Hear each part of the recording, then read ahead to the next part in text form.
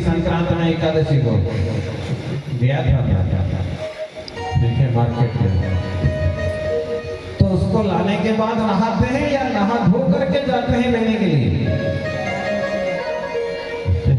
उसके बाद नहीं नहाते ना। बाप मेरा मर गया, उसके साथ चले गया 2 लाइन, तो नहा के घर में आते हैं, इतना गंदा हो गया मैं मरे हुए बाप के साथ जाने के कारण। घर का मुर्दा इतना गंदा है तो बाहर का मुर्दा नहा धोने के बाद ला करके नहा धो के बनाते हैं बनाने वाले। तो जिसको हाथ लगने के बाद नहाना चाहिए, अगर उसको हमने अंदर डाल दिया तो कैसे नहाएंगे? बाहर से लगे तो नहा लेंगे, साफ हो जाएगा। जब अंदर डाल लेंगे तो कैसे नहाएंगे? साफ कैसे होगा?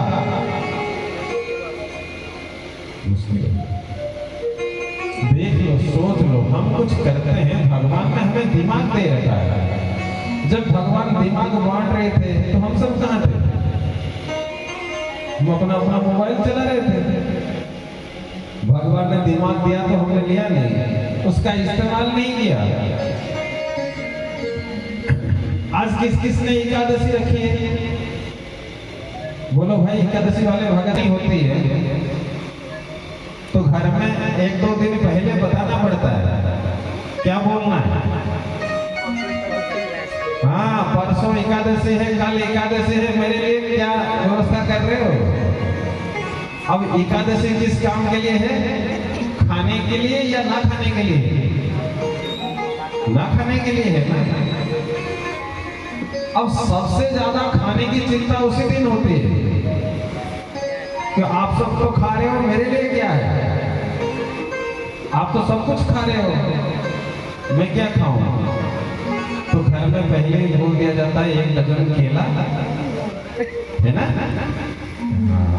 माता होती है ना घर में, माता के 3 बच्चे होते हैं, तो तीनों लड़कों को शाम को बैठा लेती है। अरे बेटा सुनो, कल एकादशी है, मैं तो कल कुछ नहीं खाऊंगी, तो क्या लेके आओगे? बड़ा बेटा को बोलता है, तो बड़ा बेटा तो मैं 1 केजी सेव ले आऊंगा, 1 डजन केला ले आऊंगा। छोटा बेटा को पूछता है, तू क्या लाएगा? तू खोया ले आना, खोए की मिठाई ना, बर्फी 1 किलो। फिर उसके बाद वो दूसरा रह गया, सबसे छोटा बेटा, भाई तू क्या बनाएगा मेरे लिए? आलू उबाल के उसको जीरा देसी घी में तल के, है ना, फर्स्ट क्लास, देसी घी के अलावा और कोई सामान नहीं चलेगा। 250 ग्राम देसी घी दे करके आलू फ्राई करके बढ़िया सा खाना भोजन बन जाता है। तो घर में छोटे छोटे बच्चे होते हैं, वो देख खजूर, ऊपर से काजू बादाम, कमजोर ना हो जाए, तो बच्चा बोलता है मुझे भी एकादशी करनी है। हाँ, तो उसको एकादशी से कोई मतलब नहीं होता है। वो जो काजू की बर्फी, काजू कतली, देसी घी का खाना, वो कहता है ये रोज एकादशी हो तो अच्छा है। माँ तो बूढ़ी माँ बहुत चालू है, ये अकेले अकेले खा जाएगी सब व्रत कर करके। हमको तो दाल चावल दे दिया, दालमा भात खाओ, तो मैं तो कुछ नहीं खाऊंगी, मैं ये सब खाऊंगी। तो बच्चे भी तैयार हो जाते हैं, सब तैयार हो जाते हैं। देखो, उपवास, आप गाड़ी चलाते हो, कितने स्पीड में चलाते हो? आपके पास मोटरसाइकिल है, स्कूटी है, कार है, तो आप देखिए मोटरसाइकिल में स्पीड 160 तक 140 तक होता है।